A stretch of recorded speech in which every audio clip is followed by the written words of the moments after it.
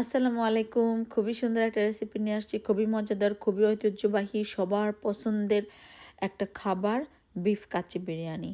আমি একটু ডিফারেন্ট করে করি। আমেরিকায় আসার পরে আমি কোথাও কোনো কাচ্চি বিরিয়ানি খেয়ে কোনো টেস্ট পাই না, মজা পাই না, অরিজিনাল স্বাদটা পাই না। সো আমার নিজের একটা ব্যাকগ্রাউন্ড ছিল কুকিংয়ের।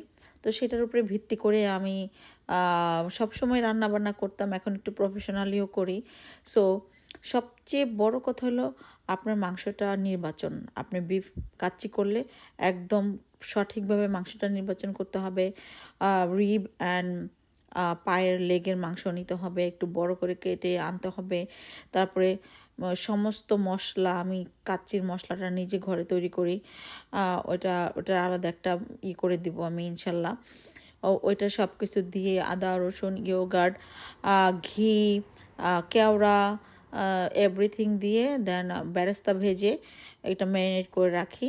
ম্যারিনেট করার আগে আমি একটু চারকোলের একটু ধোয়া দিই, দেন আধা ঘন্টা রেখে দিই, তারপর রান্না করি। রান্না করার পরে ইজি, শুধু চালটা ভিজিয়ে রেখে 80% করে চালের সাথে আপনি স্তরে স্তরে মিশিয়ে দেবেন। আমি বাংলাদেশের স্টাইলে একদম কাঁচা মাংসটার সাথে এখানে দেই না, কারণ ওইটা কয়লার ওভেন, কয়লার তাপে অনেক তাপ ওইটা হয় খুব ভালো করে। এখানকার ওভেনে ওইভাবে হতে চায় না, পারফেক্ট যে মাংসের যে টেক্সচারটা ওইটা হয় না।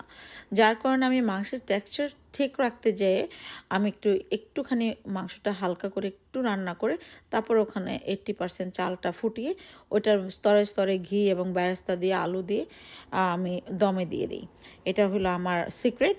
এবং আল্লাহর রহমতে এই পর্যন্ত যারা খেয়েছেন আমার কাচ্চি, প্রশংসা করতেই হবে। এটা আমি অহংকার করে বলছি না, আল্লাহর রহমতে এইটুকু আমার আছে। সো সবাই আমন্ত্রণ রইল আমার কাচ্চি।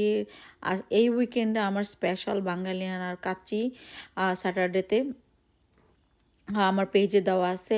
ইনশাল্লাহ দেখা হবে। আল্লাহ হাফেজ। আসসালামু আলাইকুম।